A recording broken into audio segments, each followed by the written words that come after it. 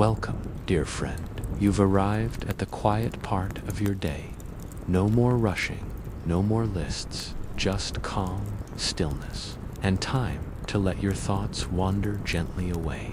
Tonight, I invite you on a soft journey, far back into history, to the comforting rhythm of hands, clay, and fire, to the peaceful art of pottery in ancient times. So settle in, let your eyes grow heavy, and your breath slow down as we begin to drift. In a time long before cities had skylines, before electricity, cars, or the sound of engines, people lived close to the earth. They rose with the sun. They cooked over fire, humble but full of purpose. It was everywhere, along riverbanks, beneath village fields, gathered in handfuls and carried home in baskets. In villages where the rhythm of life was measured in heartbeats and harvests, imagine the start of one such morning. The sky still pale, the air cool and still. A potter steps outside his hut, his feet bare on the earth. He blinks toward the sun as it rises quietly over low hills in the distance. Birdsong begins, soft and slow at first. The potter dips his hands and rubs them together, working out the sleep. Near the hut is a pit lined with smooth stones. Inside it rests a thick, damp lump of clay collected from the river 2 days ago. It's ready. The potter crouches, reaches down, and lifts a portion into his hands. The texture is dense and sticky, cool to the touch, like bread dough before. The rise he begins to knead, folding the clay, pressing it into itself, turning it over and over. No rush, no noise, just the sound of hands and the distant wind brushing dry leaves. The work begins. The wheel is made of stone and wood, simple, balanced low to the ground. He sits on a small stool, places the lump at the center of the wheel, and begins to turn it slowly with his foot, round and round. The clay spins. He weights his hands, smooths the top, presses down, then lifts. A cylinder begins to rise. The potter's eyes are half closed. His hands move with the memory of years. He doesn't think, he feels. A bowl takes form, then a cup, then a jar with curved shoulders and a narrow, graceful neck. He cuts it gently from the wheel with a thin strand of fiber and places it on a board nearby. Another follows, then another. As the sun climbs, the shadows shift. The wheel continues its soft rhythm. Hours pass in silence. Inside the hut, a child plays with a small pot, one made especially for her, just big enough for her hands. She dips it in water, fills it with pebbles, and tips them out over and over again. Nearby, a woman prepares a midday meal.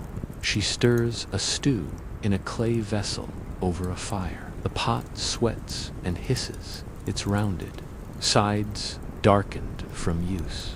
Pottery is everywhere, under food, beside beds, at wells, in shrines. Each shape has a purpose. There are wide-mouthed bowls for mixing flour, narrow jugs for carrying water, tall amphorae for oil and wine, and small, lidded pots for precious herbs or salves. Each one made by hand, each one different, each one useful.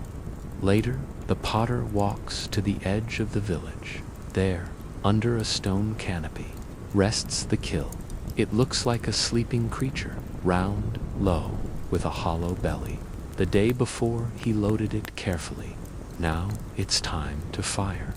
He kneels beside it, takes a bundle of dry twigs, slides them into the firebox. A flicker, a whisper.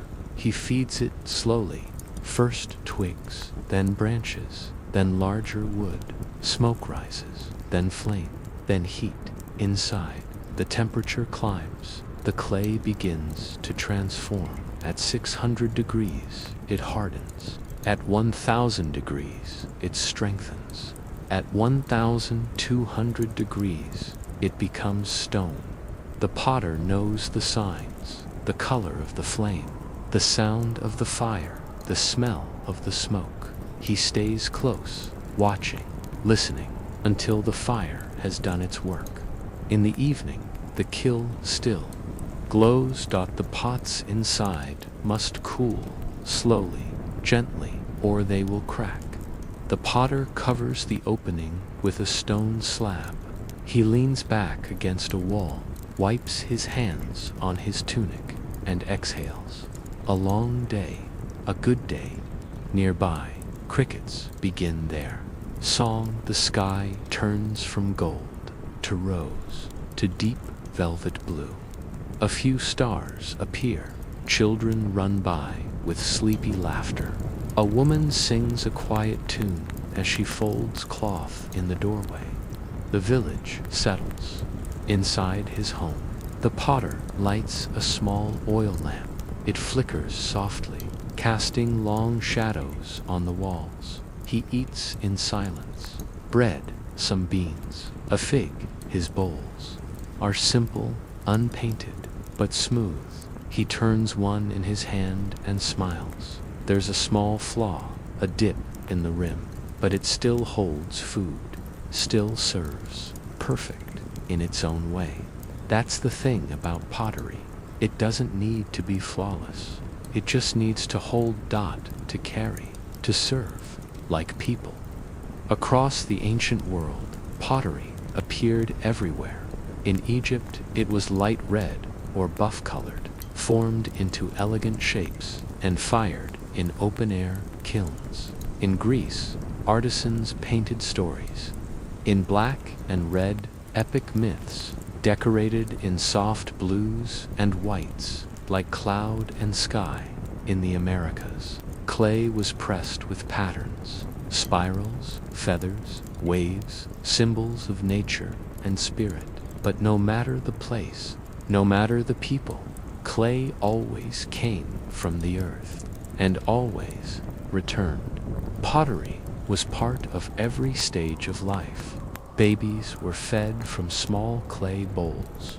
Young couples were gifted cooking pots. The sick drank medicine from warm jars. The dead were buried with clay vessels to serve them in the next world. Some pots held ashes, others held offerings, honey, grains, wine. They were tokens of care, of memory. Even broken pots told stories. Shards left behind became clues to lives once lived. What people ate, how they cooked, where they traveled, what they believed. A bowl could whisper more than a scroll. Over time, some pottery became art, handled with reverence, painted with symbols of gods and stars, placed in temples. But for most, it remained simple: earth, water, fire, and hands. A cup for drinking, a pot for storing, a dish for sharing meals. Each one shaped slowly, each one cured by flame, each one touched by the quiet rhythm of a potter's breath. As the fire fades, so does the day.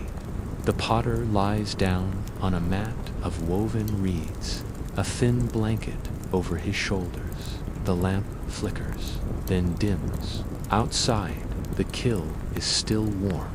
The stars have multiplied. The wind hums gently across the ground. Everything is quiet. Now, everything is still. Tomorrow, new pots will be made, new stories shaped in clay. But for now, there is only peace. So, dear listener, let your thoughts soften.